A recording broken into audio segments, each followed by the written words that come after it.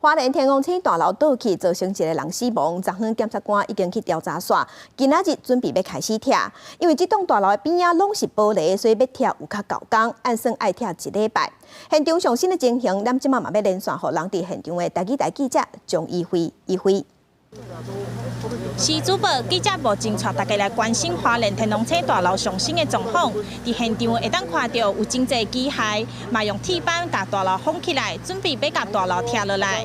为着要配合检方的调查，技术检察官伫昨暝7点外，甲大楼每一层楼拢有采样，来判断大楼结构敢有按照图来施工，钢筋的数量敢有够。要知影大楼因为地动起起的原因是啥物？因为天龙车大楼边仔就是饭店，因为大楼倒去，这几天饭店拢无法度做生意，因为影响嘛真大。来听饭店人员的访问。我现在还没有办法再去估计，因为饭店内，例如说水塔、管路这些，我们全部都要请人重新检查。那因为在这个当下，因为它还没有拆除，所以我没有办法派人员进去做一间一间的检查，到底财损的部分有多少。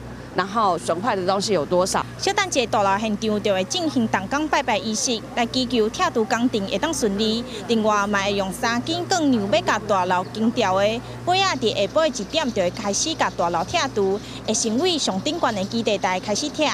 拆煞了后，会先甲玻璃拍破来观察大楼内面的状况。另外，为着要保护天龙车大楼隔壁饭店未受影响，现场是已经甲保护措施做好。技师表示讲，拆除时间要1礼拜，会先评估大楼的稳定，落尾根据采样的结果，武好清楚这摆大楼起的原因到底是啥物。以上就是记者伫天龙车大楼上新的状况，即马甲时间交互主播。